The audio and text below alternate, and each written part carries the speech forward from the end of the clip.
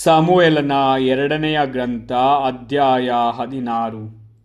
ದಾವೀದನು ಗುಡ್ಡದ ತುದಿಯ ಆಚೆಗೆ ಹೋಗುವಷ್ಟರಲ್ಲಿ ಮೆಫಿಬೋಶೇತನ ಸೇವಕನಾದ ಚೀಬನು 200 ರೊಟ್ಟಿಗಳನ್ನು, 100 ಒಣಗಿದ ದ್ರಾಕ್ಷಾ ಗೊಂಚಲುಗಳನ್ನು, 100 ಹಣ್ಣುಗಳನ್ನು ಹಾಗೂ 1 ಬುದ್ದಲಿ ದ್ರಾಕ್ಷಾರಸವನ್ನು ತಡೆಹಾಕಿದ 2 ಕತ್ತೆಗಳ ಮೇಲೆ ಹೇರಿಕೊಂಡು ಬಂದು ಅವನನ್ನು ಎದುರುಗೊಂಡರು.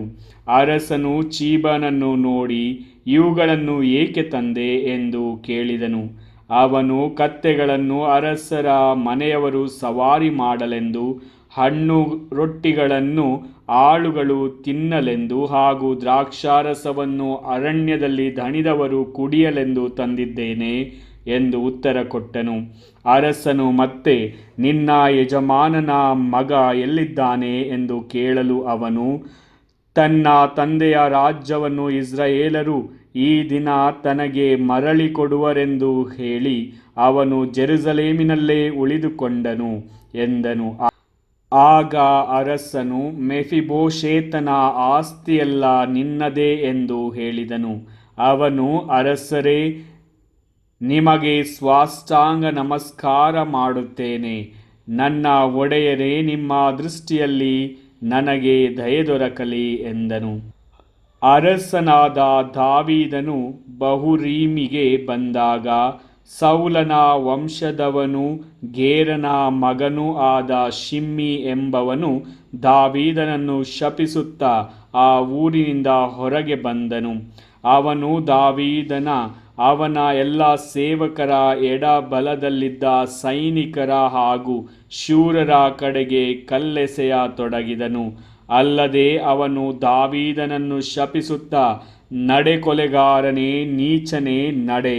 ಸೌಲನ ರಾಜ್ಯವನ್ನು ಕಬಳಿಸಿಕೊಂಡು ಅವನ ಮನೆಯವರನ್ನು ಕೊಂದು ಹಾಕಿದ್ದಕ್ಕಾಗಿ ಸರ್ವೇಶ್ವರ ನಿನಗೆ ಮುಯಿ ತೀರಿಸಿದ್ದಾರೆ. ಅವರು ರಾಜ್ಯವನ್ನು ನಿನ್ನ ಮಗ ಅಬ್ಸಲೋಮನಿಗೆ ಕೊಟ್ಟುಬಿಟ್ಟರು. ಕೊಲೆಗಾರನೇ, ಇಗೋ, ನಿನಗೆ ಈಗ ತಕ್ಕ ಆಪತ್ತು ಬಂದಿದೆ ಎಂದನು. ಆಗ ಚೆರೂಯಳ ಮಗ ಅಬೀಷೈಯು ಅರಸನಿಗೆ, ಈ ಸತ್ತ ನಾಯಿ ಅರಸನಾದ ನನ್ನ ಒಡೆಯನನ್ನು ಶಪಿಸುವುದೇನು? ಅಪ್ಪಣೆಯಾಗಲಿ, ನಾನು ಅವನಿರುವಲ್ಲಿಗೆ ಹೋಗಿ ಅವನ ತಲೆ ಹಾರಿಸಿಕೊಂಡು ಬರುತ್ತೇನೆ ಎಂದನು. ಅದಕ್ಕೆ ಅರಸನು, ಚೆರೂಯಳ ಮಕ್ಕಳೇ, ನನಗೆ ನಿಮ್ಮ ಗೊಡವೆಯೇ ಬೇಡ, ಬಿಡಿ. ಅವನು ಶಪಿಸಲಿ. ದಾವೀದನನ್ನು ಶಪಿಸಲೆಂದು ಸರ್ವೇಶ್ವರ ಸ್ವಾಮಿಯೇ ಅವನಿಗೆ ಆಜ್ಞಾಪಿಸಿದ ಮೇಲೆ ನೀನು ಹೀಗೇಕೆ ಮಾಡಿದೆ ಎಂದು ಅವನನ್ನು ಯಾರು ಕೇಳಲಾದೀತು ಎಂದು ಉತ್ತರ ಕೊಟ್ಟನು.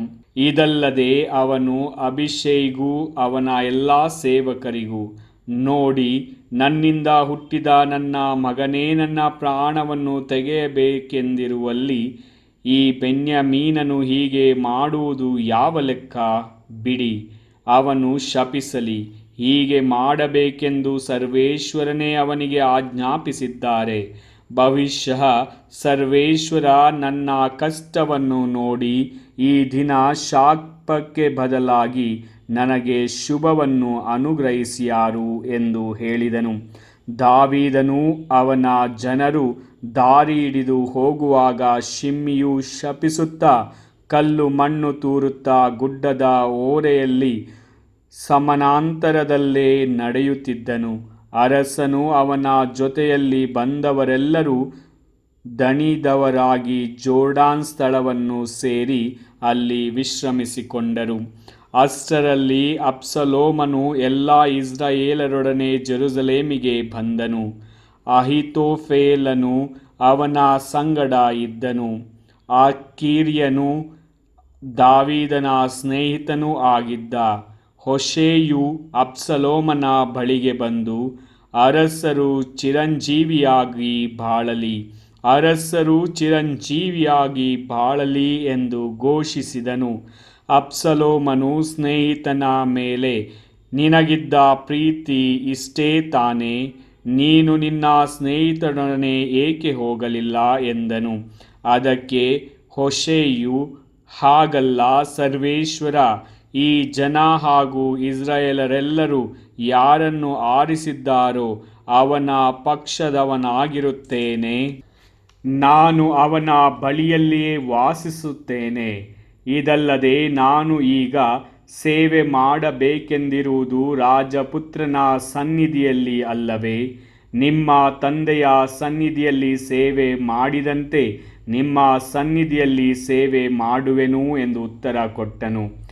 ಅನಂತರ ಅಬ್ಸಲೋಮನು, ನಾನು ಈಗ ಮಾಡತಕ್ಕದ್ದೇನು? ಆಲೋಚನೆ ಮಾಡಿ ಹೇಳು ಎಂಬುದಾಗಿ ಅಹಿತೋಫೇಲನನ್ನು ಕೇಳಿದನು. ಅವನು, ತಾವು ಹೋಗಿ ತಮ್ಮ ತಂದೆ ಮನೆ ಕಾಯುವುದಕ್ಕೆ ಬಿಟ್ಟಿರುವ ಅವನ ಉಪಪತ್ನಿಗಳೊಡನೆ ಸಂಗಮಿಸಿ, ಹೀಗೆ ಮಾಡುವುದಾದರೆ ತಾವು ತಮ್ಮ ತಂದೆಗೆ ಅಸಹ್ಯ ವೈರಿಯಾದಿರೆಂದು ಎಲ್ಲ ಇಸ್ರಾಯೇಲರಿಗೆ ತಿಳಿಯುವುದು. ಆಗ ತಮ್ಮ ಪಕ್ಷದವರು ಹುಮ್ಮಸ್ಸುಗೊಳ್ಳುವರು ಎಂದು ಉತ್ತರ ಕೊಟ್ಟನು. ಆಗ ಅಬ್ಸಲೋಮನಿಗಾಗಿ ಮಳಿಗೆಯ ಮೇಲೆ ಗುಡಾರ ಹಾಕಿದರು. ಅವನು ಎಲ್ಲ ಇಸ್ರಾಯೇಲರ ಮುಂದೆ ತನ್ನ ತಂದೆಯ ಉಪಪತ್ನಿಗಳನ್ನು ಕೂಡಿದನು. ಆ ದಿನಗಳಲ್ಲಿ ಅಹಿತೋಫೇಲನ ಆಲೋಚನೆಗಳಿಗೆ ದೈವೋತ್ತರಗಳಿಗಿರುವಷ್ಟೇ ಬೆಲೆಯಿತ್ತು. ದಾವೀದನು ಅಬ್ಸಲೋಮನು ಅವನ ಸಲಹೆಗಳನ್ನು ಮಾನ್ಯ ಮಾಡುತ್ತಿದ್ದರು.